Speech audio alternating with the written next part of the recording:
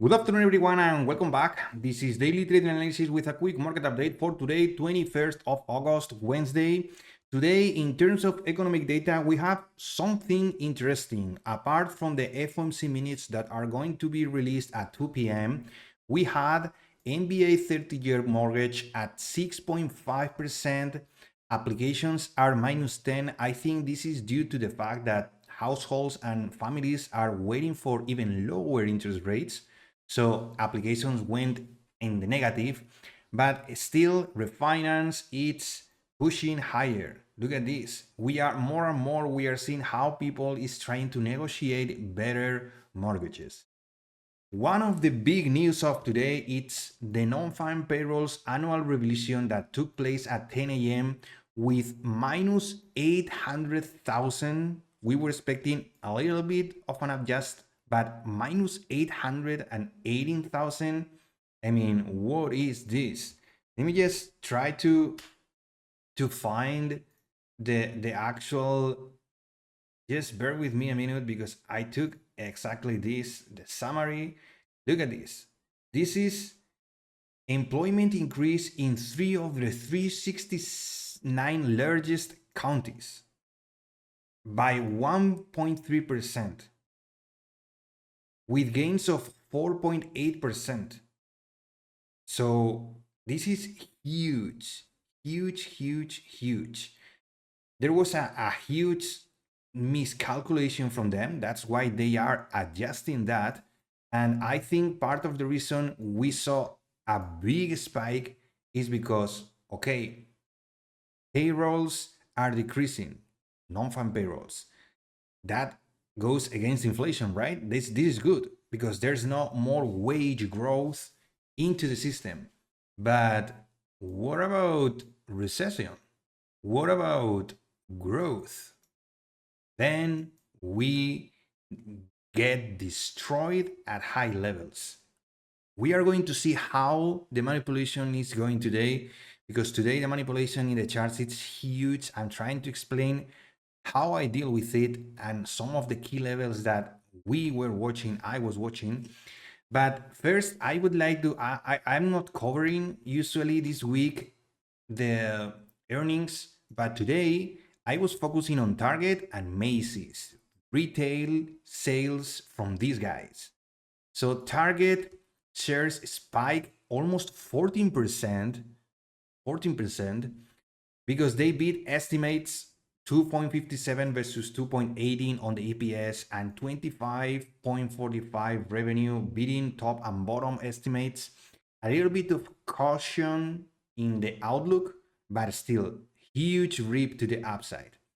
But Macy's cuts sales forecasts as department store struggles to draw shoppers.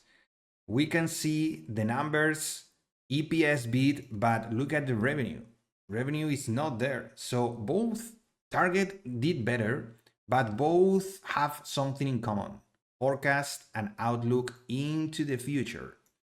That affects growth, that affects the market, the valuation of those stocks, and this is what everyone is expecting.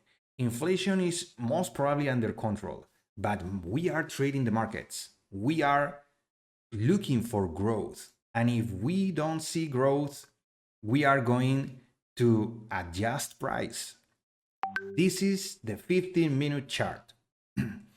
During the overnight, we were just, as always, chopping around. Everyone was watching, was waiting for the big number at 10. So basically, we got the first move. We got this first move slowly grind into 10. At 10 o'clock, we waited for the numbers, and look at this. Move down, move up, move down, and then huge move up. So how can you deal with these kind of things? Well, first, I really doubt that we are going to see a big legit move to the upside without taking liquidity like down here. We took this but we left behind all these two. So there has to be another reason for the market to move and to do these kind of things. Since Friday last week, I've been watching. Why Friday? Because basically it's where we try to push into the 19,800s. Since Friday, let me just remove everything. I've been watching this gap that was left behind on 23rd of July. So if we project that exactly gap from the open to the close of that specific day, this is the blue area that I have here. And we've been trying to push higher and close that gap. There is here, gap. I have it here, along with yesterday's liquidity during the overnight, yesterday's pre-market high of days. So there was a reason, a long-term reason for the gap to close. And as you can see, I didn't take any trade. I spent the day trying to figure out what the draw was on liquidity. I missed this move higher, but there was no setup. Why? Because I was waiting. Look at this. There's my alarm. I was waiting for this pre-market low to get tapped and then trade my setup. I couldn't trade this. And I think more and more into late August, we are seeing lower liquidity, choppy market, huge volatility in moves. I mean, look at this chop. So we have to really be careful, be patient, and try to see beyond the 1, 5, or 15-minute time frame. This was a gap that was on the daily, on the 4-hour, on the 1-hour, on higher time frames. So I'm not saying that you cannot get caught on this. You can perfectly be caught on this huge manipulation move. But you have to really be cautious and take if you find this entry down here or like this inverse fair value gap down here, put your stop here. Put your stop, because if the big move happens, if we close the gap and sellers start to pile in, look at the volume, you have some profits locked in. So basically what I'm trying to say is, when we have this run, when we push higher, look where we are going, because at some point we can really just reverse completely, because that was an inefficiency from almost 1 month ago. And we dumped 173 points in 5 minutes. And then we continue, because now look at what we did. We did exactly this. I started my video. I usually wait a little bit more to upload this video, but we took pre-market low. That was my target back here. So we basically, in summary, manipulate everyone into the gap close to destroy everyone into pre-market low draw of liquidity. Pretty nasty move. How is this possible? I told you earlier, lack of liquidity means volatility. The DOM is super thin. If you have level 2 data, you can see that there's low liquidity everywhere. We have to see these huge moves to both sides for the big players to move their positions. Because if you have 1,000 contracts to go short up here, how the heck are you going to find that liquidity? Well, just manipulating everyone up and then get everyone down on your short. This is why liquidity is so important in low liquidity environments. The draws on liquidity in August and July are super volatile, and we are seeing exactly that. Now, I didn't trade today. I'm not going to trade today. And let's see tomorrow. I don't like at all the Jackson Hole Symposium week. This week sucks. So let me be honest, straight. I hate this week. Now that we got the pre-market low, who knows what we are going to do? I don't know. We are just ranging. Let's just go to the 1 hour. We are just in the same fucking range from Monday for when we close there. So we are just trashing people around in a range of 200 points. And we are building a little bit of volume. As you can see here, the point of control moved from this volume node to this volume node. So we are doing something, but we are not moving. We are not moving. So let me just go through other markets to really see if we can understand what is happening. This is the dollar. What you can see, it's an unwinding of the carry trade for the pair USD yen, Japanese yen, that started in early August. Do you remember the panic Monday, the Black Monday last week? So we are continuing lower. The dollar is getting destroyed.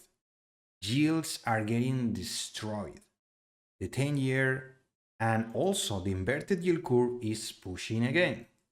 We are doing again higher lows into the uninversion that happened this day, the 1st of August, the 5th of August. So everything is starting to align, to roll out into what I would say it's not a good state of the market. Our currency is being destroyed. Our yields are being destroyed. Our yield curve, it's getting an inverted. And the only thing that I can see it's worth mentioning, our financial system, it's good, but we are seeing more and more weakness here at all-time highs. Today is a red day for financials. But small caps are trying to find some ground. RSP, the equal weighted ETF, it's suffering still. So we are seeing how investors are trying to move into other investments that they can get some growth that are not tech companies, because tech companies I think are overvalued right now. In a low interest rates environment, there are other opportunities with less risk that investors can have. And I think we have to think about how the Nasdaq is doing on this level. Everyone is trying to buy into this huge all-time high that it's going to happen this year. Don't get me wrong. I think we are going to see that. We have an inverse fair value gap right here that it's been respected for now. But I think our best setup for the Nasdaq is wait for some kind of pullback into these two zones to really have the investors average in again into this move. And that's what I would like to see, honestly. I don't want to see how we chop here and we suddenly one day we rip. We need to bring in more money, more participants. And I wouldn't mind the Nasdaq to just sell off into the point of control down here that we can see at 19,500s, respect the fair value gap on the daily, and then start a second leg up into the all-time highs breakout. I'm talking long term. Why? Because I'm seeing things that I don't like. I'm seeing that August is pretty much set up on low liquidity, volatile environment. I'm seeing September rate cuts. I mean, we need to digest all this information. Investors, hedge funds need to reallocate their positions. There are some treasuries being built. I mean, treasuries, look at this brand. They are piling in. They are piling in. So we have to really take a step out, zoom out, take a step back, to really see the overall picture and if we can day trade in this environment or not. So that's what I'm thinking. I would try to find some setups, but I am not able to. And I'm seeing these kind of things, and I'm just, I mean, I hate these things because you can destroy weeks of profits if you get caught on this. So I don't know what else to say. Just take a step back, try to see what other markets are doing. By the way, gold it's ripping to the outside. So defensive sector, materials, and we are seeing also utilities, defensive sector going higher. We are seeing another defensive, healthcare, going higher. Just be smart and try not to focus on lower time frame moves into an all-time high setup, because that's not how it works. We have been in this range chopping like crazy in a low liquidity thin DOM for 3 days now, and I think we are not prepared. Some sections of big participants, some groups are not willing to go higher, and they are just dumping. And when we are ready, we will know. Mark my words. When the Nasdaq is ready, it's going to pump like crazy. And I think my setup makes sense from an investor's point of view to really just look for better prices, look for better structure to attack what is going to be a huge all-time high breakout of 21,000. That is going to happen, trust me, but we need some kind of rest, reassess the situation, because there's a lot going on in the world. So patience. That's all from my side. As always, thank you for your time. If you found this video useful, please give it a like, subscribe to the channel, because I upload videos like this one every single day for market forecasts, market updates, and market recaps. I appreciate your time as always. Remember that the trading day is not over yet. It's not worth, not even today, not even yesterday. I would say not even this week. I hate this week, and you know why. If you are willing to trade, do as you wish, but my recommendation is to just take a step back and try to find good levels, thinking about not day trading, higher time frames. What are they thinking about? And perhaps we could find some better levels lower to really rebuild and attack as properly attack an all-time highs breakout that is still 1,000 points away. Patience, discipline, risk management, I always say that. So my mantra, that's key for your success. Stay safe, everyone, and see you tomorrow.